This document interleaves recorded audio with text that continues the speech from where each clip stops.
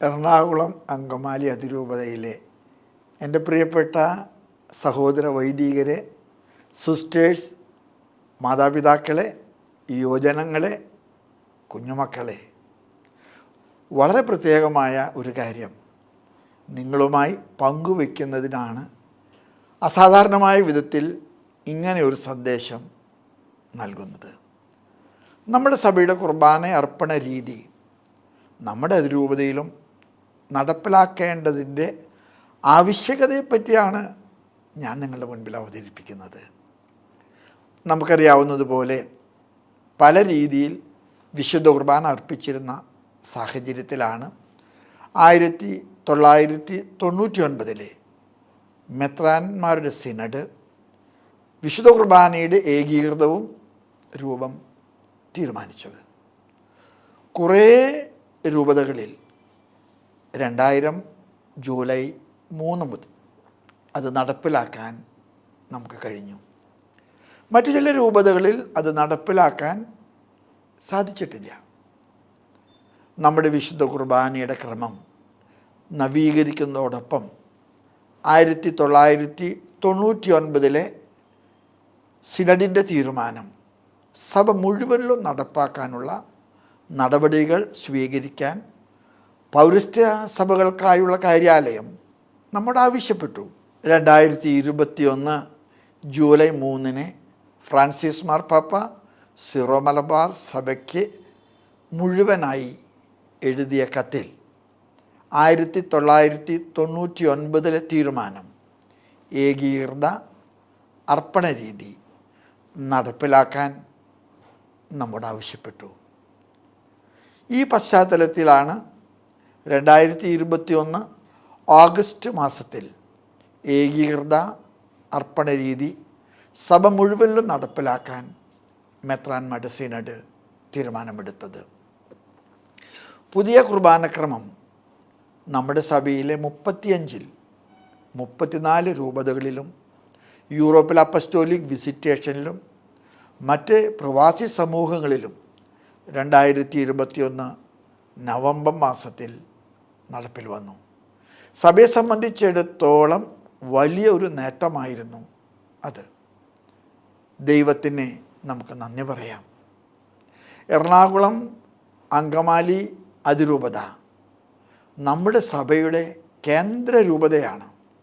പല കാരണങ്ങളാൽ ഈ പുതിയ കുർബാനക്രമം നമ്മുടെ അതിരൂപതയിൽ ഇതുവരെ നടപ്പിലാക്കാൻ സാധിച്ചിട്ടില്ല.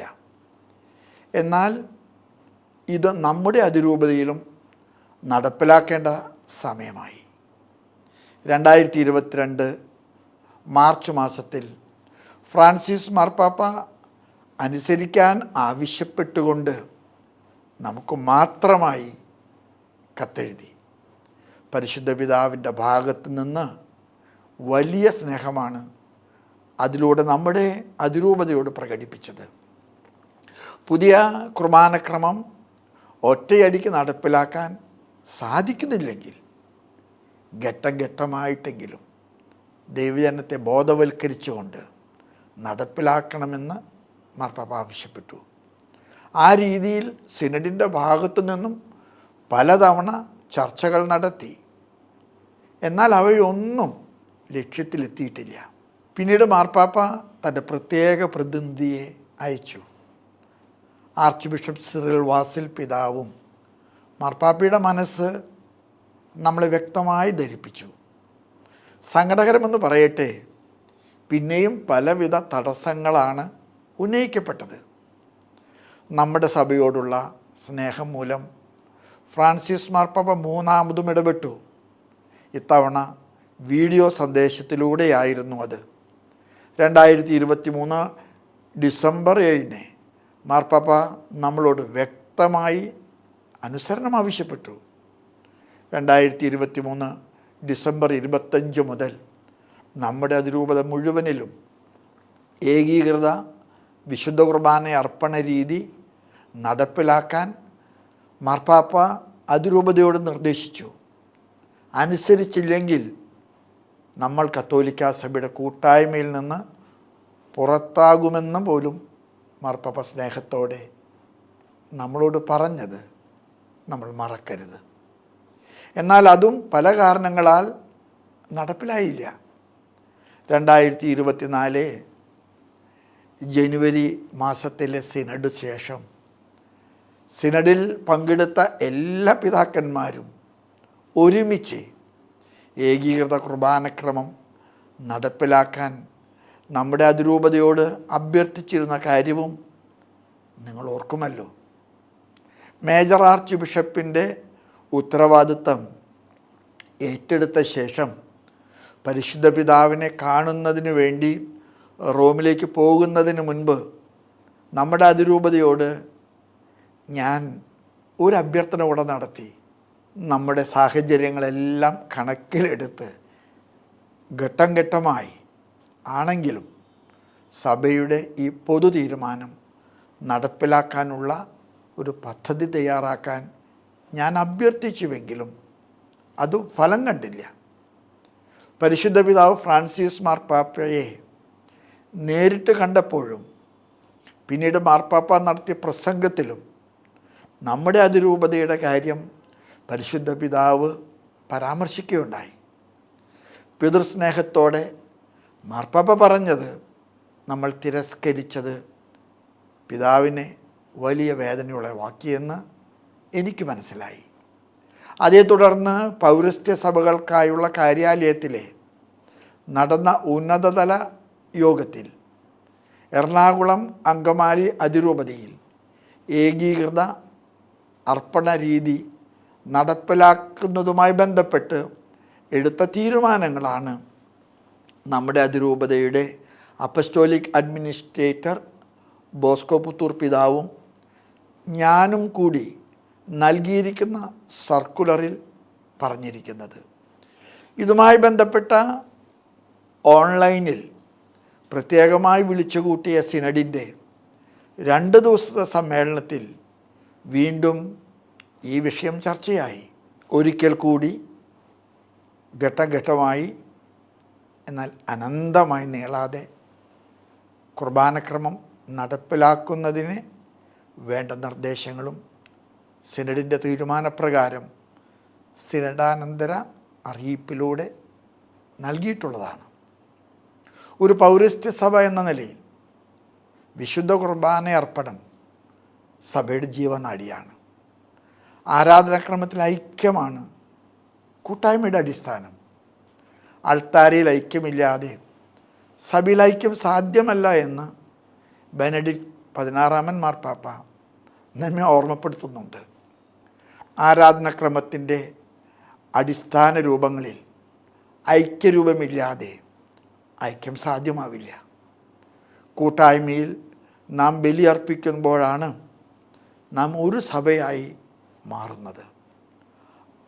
ആഗോളതലത്തിൽ നമ്മുടെ സഭ വളർന്നപ്പോൾ നമ്മുടെ സഭയുടെ ഐക്യത്തിൻ്റെ കാതലും കാണപ്പെടുന്ന അടയാളവും ഒരുപോലെ നാം ബലിയർപ്പിക്കുന്നു എന്നത് തന്നെയാണ്. നമ്മുടെ കുർബാനയിൽ ആമുഖ ശുശ്രൂഷയും വചന ശുശ്രൂഷയും യഥാക്രമം ഈശോയുടെ ജനനത്തെയും പരസ്യ ജീവിതകാലത്തെ ദൈവരാജ പ്രഘോഷണത്തെയുമാണ് അനുസ്മരിപ്പിക്കുന്നത്. ഈ അടിസ്ഥാനത്തിലാണ് വിശുദ്ധ കുർബാനയുടെ ആദ്യ ഭാഗം വചനവേദിയിൽ ജനാഭിമുഖമായി അർപ്പിക്കുന്നത്. തുടർന്ന് വിശ്വാസ പ്രമാണവും അതിനുശേഷം വിശുദ്ധ മധുബഹായിൽ പ്രവേശിക്കുന്ന പുരോഹിതൻ സഭയുടെ നാമത്തിൽ മിശിഹായുടെ പ്രതിനിധിയായി പരമപിതാവിന് ബലിയർപ്പിക്കുകയാണ്. അതിനാലാണ് കൂദാശഭാഗം മധുബഹായിലേക്ക് അഭിമുഖമായി അർപ്പിക്കണമെന്ന് നിർദ്ദേശിക്കപ്പെട്ടിരിക്കുന്നത്. മധുബഹ പ്രതിനിധാനം ചെയ്യുന്നത് സ്വർഗത്തെയാണ്. അതുകൊണ്ട് തന്നെ അൾത്താരയിലേക്ക് തിരിയുന്നതിനെ കർത്താവിലേക്ക് തിരിയുന്നതായി നമ്മുടെ സഭാപിതാക്കന്മാർ വിശേഷിപ്പിച്ചിരിക്കുന്നു.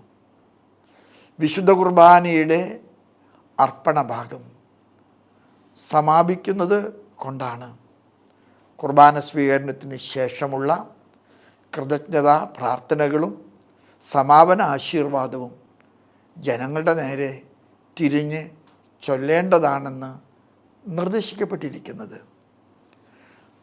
നമുക്ക് എറണാകുളം അങ്കമാലി അതിരൂപതയിൽ 2024 ജൂലൈ 3 മുതൽ ഏകീകൃത കുർബാന അർപ്പണ രീതി നടപ്പിൽ വരുത്തണം. അതിനായി എല്ലാവരുടെയും ഹൃദയപൂർവകമായ സഹകരണം ഞാൻ അഭ്യർത്ഥിക്കുന്നു. ഏതെങ്കിലും കാരണത്താൽ ഈ തീരുമാനം പൂർണ്ണമായി ജൂലൈ 3 മുതൽ നടപ്പിലാക്കാൻ സാധിക്കുന്നില്ലെങ്കിൽ സിനഡാനന്തര അറിയിപ്പിൽ പറഞ്ഞതുപോലെ ഞായറാഴ്ചകളിലും കടമുള്ള ദിവസങ്ങളിലും ഒരു വിശുദ്ധ കുർബാനയെങ്കിലും ഏകീകൃത രീതിയിൽ അർപ്പിച്ചു തുടങ്ങേണ്ടതാണ്. അതുപോലും ചെയ്യാത്ത വൈദികർക്കെതിരെ സഭാ നിയമപ്രകാരമുള്ള അച്ചടക്ക നടപടികൾ ആരംഭിക്കുമെന്ന കാര്യം കൂടെ അറിയിക്കുന്നു. വിശുദ്ധ കുർബാന അർപ്പണത്തിന് എല്ലാവരും ബേമ ഉപയോഗിക്കണം. സർക്കുലറിൽ പറഞ്ഞിരിക്കുന്ന മറ്റെല്ലാ കാര്യങ്ങളും വിശ്വസ്തയോടെ അനുസരിക്കാൻ ഞാൻ സ്നേഹത്തോടെ നിങ്ങളെ ഓർമ്മിപ്പിക്കുന്നു. എറണാകുളം അങ്കമാലി അതിരൂപതയിലെ എനിക്ക് ഏറ്റവും പ്രിയപ്പെട്ട അച്ഛന്മാരെ, പൗരോഹിത്യ സ്വീകരണ വേളയിൽ നിങ്ങൾ ഏറ്റുപറഞ്ഞു മാർപ്പാപ്പിയെയും മേജർ ആർച്ച് ബിഷപ്പിനെയും രൂപത മെത്രാനെയും അനുസരിച്ചു കൊള്ളാമെന്ന്. അനുസരിക്കേണ്ട സമയമാണിത്. പ്രിയപ്പെട്ട സമർപ്പിതരെ, അനുസരണവ്രതത്തിൻ്റെ വിശുദ്ധി നഷ്ടപ്പെടുത്താതെ സാക്ഷ്യം നൽകേണ്ട സമയമാണിത്. പ്രിയാത്മായ സഹോദരങ്ങളെ, സഭാമാതാവിൻ്റെ നല്ല മക്കളായി വ്യാപരിച്ചുകൊണ്ട് സഭാഗാത്രത്തെ സംരക്ഷിക്കേണ്ട സമയമാണിത്. 2000 വർഷത്തിൻ്റെ ഇടമുറിയാത്ത കത്തോലിക്ക വിശ്വാസ പാരമ്പര്യം സ്വന്തമായിട്ടുള്ളവരാണ് നാം. ഒരാൾ പോലും ഈ കൂട്ടായ്മയിൽ നിന്ന് പുറത്തു പോകാൻ ഇടയാകരുതേ എന്നതാണ് എൻ്റെ പ്രാർത്ഥന. കുർബാന അർപ്പണത്തിൻ്റെ കാര്യത്തിൽ സഭയെ അനുസരിക്കാതെ പുറത്തു പോയാലും മാർപ്പാപ്പയുടെ കീഴിൽ ഒരു സ്വതന്ത്ര സഭയായി തുടരാമെന്ന വ്യാജപ്രചരണം ശ്രദ്ധയിൽപ്പെട്ടിട്ടുണ്ട്. യാഥാർത്ഥ്യത്തിന് നിരക്കാത്ത ഇത്തരം പ്രചരണത്തിൽ വിശ്വസിച്ച് അനുസരണക്കേടിൽ തുടരാതിരിക്കാൻ എല്ലാവരും ജാഗ്രത പുലർത്തണം. പ്രിയപ്പെട്ട അതിരൂപതാംഗങ്ങളെ, പിതൃസഹജമായ വാത്സല്യത്തോടും കരുതലോടും ഉത്കണ്ഠയോടും കൂടെ ഞാൻ നിങ്ങളോട് അഭ്യർത്ഥിക്കുന്നു.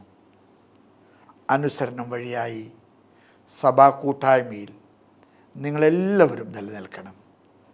ഈശോയുടെ തിരുഹൃദയത്തിന് പ്രതിഷ്ഠിക്കപ്പെട്ടിരിക്കുന്ന നമ്മുടെ അതിരൂപത ഈശോയുടെ തിരുഹൃദയത്തോട് എന്നും ചേർന്ന് നിൽക്കാൻ അവിടുത്തെ അനുഗ്രഹം നമുക്ക് പ്രാർത്ഥിക്കാം. നമ്മുടെ അമ്മയായ പരിശുദ്ധ കന്യകാ മാതാവും സഭയുടെ സംരക്ഷകനായ മാർ യോസേപ്പ് പിതാവും നമ്മുടെ പിതാവായ മാർ തോമാസ് ശ്ലീഹായും നമ്മുടെ സഭയിലെ എല്ലാ വിശുദ്ധരും വാഴ്ത്തപ്പെട്ടവരും നമുക്ക് വേണ്ടി മാധ്യസ്ഥം വഹിക്കട്ടെ. ഒരുപാട് സ്നേഹത്തോടെ നിങ്ങളെല്ലാവരെയും ഞാൻ ആശീർവദിക്കുന്നു. നമ്മുടെ കർത്താവ് ഈശോ മിശിഹായുടെ കൃപയും പിതാവായ ദൈവത്തിൻ്റെ സ്നേഹവും പരിശുദ്ധാത്മാവിൻ്റെ സഹവാസവും നിങ്ങളെല്ലാവരോടും കൂടെ ഉണ്ടായിരിക്കട്ടെ, ഇപ്പോഴും എപ്പോഴും എന്നേക്കും. ആമേൻ.